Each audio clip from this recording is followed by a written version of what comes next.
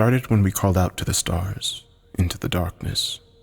We felt so small, tumbling through vast emptiness while clinging to the skin of the world, and without a single reason why. We were curious, yes, but ultimately I think we were just terribly frightened. And we were young. So very young. We were children, and like a lonely lost child, we did the only thing we could think of to make it stop. We did what we thought we had to do to make the universe make sense. We called for help. For years we scanned the sky for a sign. We sent signals to the stars in the darkness beyond. Are we alone? But the skies were quiet. Always. So quiet. Leaving us to our own makings. But crying children never cease, and neither did we. We sent calls into every corner of space for decade after decade. We refused to believe that no one was out there. They had to be, yet, for some unknown reason, they never answered us. Everyone remembers when that changed. They think it responded to the Arecibo message from 1974. The response to the message was received almost 3 months ago, in 2 separate parts. The first part of the message was received at the Hat Creek Radio Observatory in California. The Allen telescope array picked up what sounded like static interference that continued on for over an hour. It consisted of unintelligible screeching and buzzing sounds that continued without pause for a whole hour. The meaning of this message was never discovered, if it had one. The only thing we knew was that the signal's origin came from somewhere in the Hercules constellation, near Messier 13. As soon as that signal stopped, the real message began. We made contact that day, and we were asked a question. Who is there? It came not through the radios, but as a voice. A voice inside all of our heads asked the question to all of us. I heard it. My wife heard it. The young heard it, and the old heard it. Even the deaf heard it. Everyone everywhere heard this voice whisper that question in their heads in every language on earth. I remember it almost too clearly. It asked in that familiar yet indescribable voice that's always there in my mind. It was like one of my own thoughts had gone rogue and had decided to speak directly to me. The world seemed to stop as everyone listened for what came next. Where are you? The heavy question seemed to linger in our minds for hours afterwards, then for days, and then for weeks. That day changed everything. There were doubters from the very beginning, and the holy ones who claimed that God had spoken to all of us, and that the time to repent was now. There were those who claimed they'd heard nothing, and those who claimed that the aliens had given them their own secret messages. And of course, there were those who truly believed that we had been contacted for the first time by an extraterrestrial race like us, one ready to communicate, ready to lead us out of the dark. We were wrong. We never made contact with alien life, at least nothing comprehensible or discernible to human understanding. The stars are vast, and in their vastness our voices had touched the ears of something truly incomprehensible, something hungry and malevolent. The voice. We realized our mistake when the ground started to groan. Beneath our feet, everywhere, the ground seemed to moan. The muffled sound shook through the dust and the dirt below us. No one knew what was causing it, at least not until the calls started coming in. The graveyards were screaming. All at once, the dead had started screaming. Every deceased man, woman, and child was turning in their graves. All the animals did so, too. Every dog, every cat, everything that had ever walked the earth. The cries of ancient whales shook the seas, and the shrill screeching of birds echoed in the forest. The caskets shook, and the morgues howled. The voices stopped together in an instant, leaving the world in an amplified silence. In their absence, a new sound filled the air. The voice returned. I hear you. It came as a whisper from behind, an ominous yet oddly playful presence that felt so close, but was truly still so far away. It let us breathe in the silence for a moment before it made us a promise. It was a promise we all knew to be true. I am coming. The voice was gone, and the air was again filled with screams. This time they were from the living. After the voice had gone, we were left to our own devices.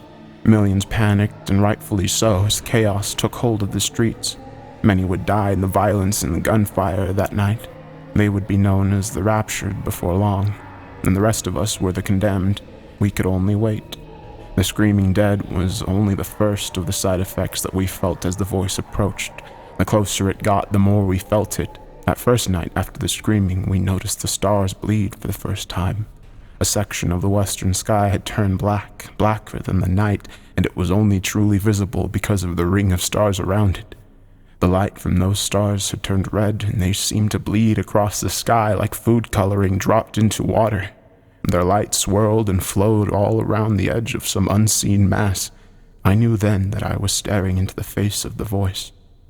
Our scientists claimed that nothing was there and that their radar and scans always came up empty.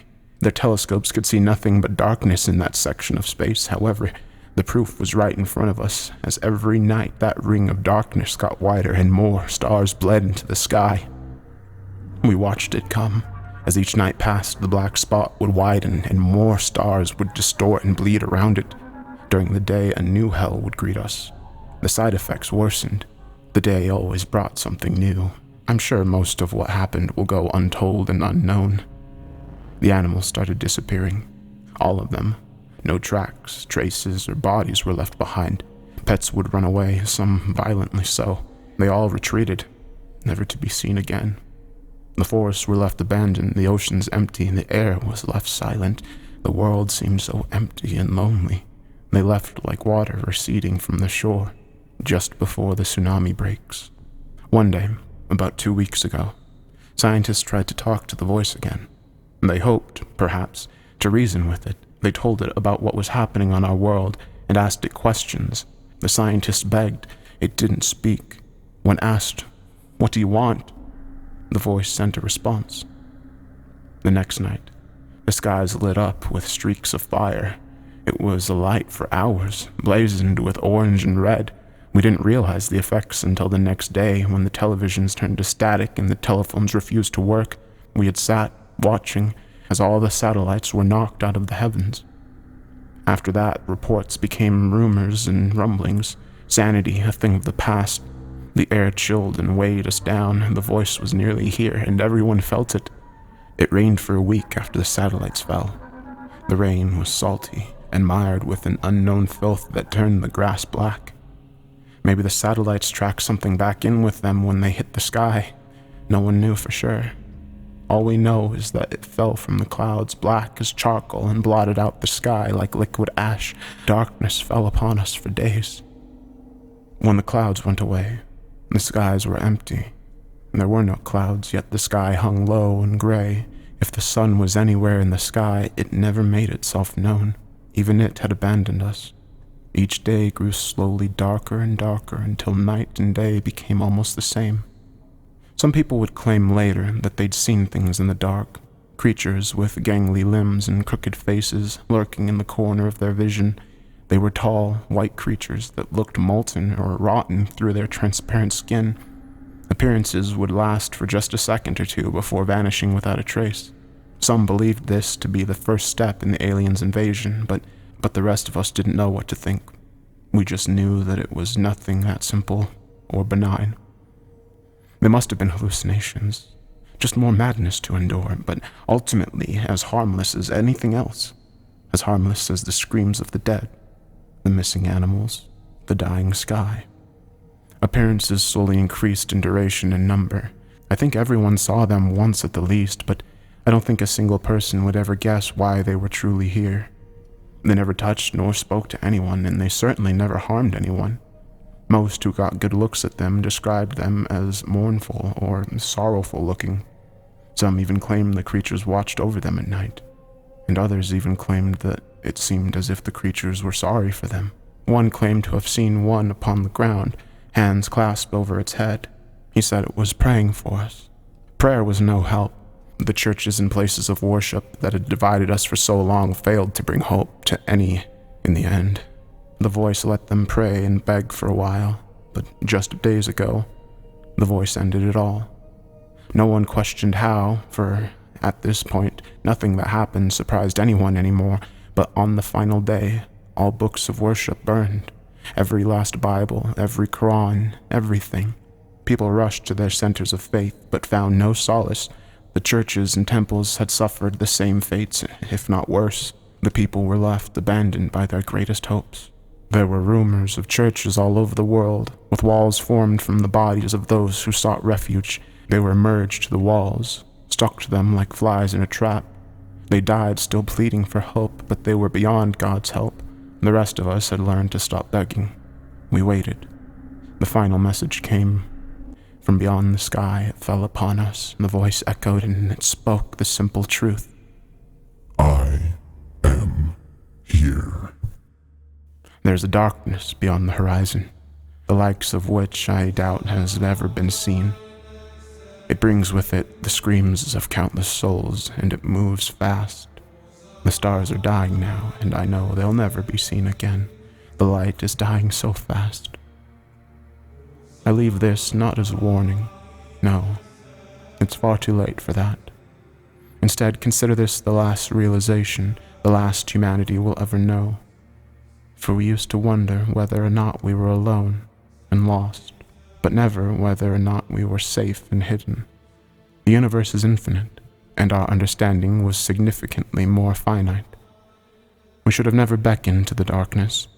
Instead, we should have clung to the light and closed our eyes every time we returned to the void. As the final minutes approach, I hold one final truth to be certain. I now know why the skies were always so quiet.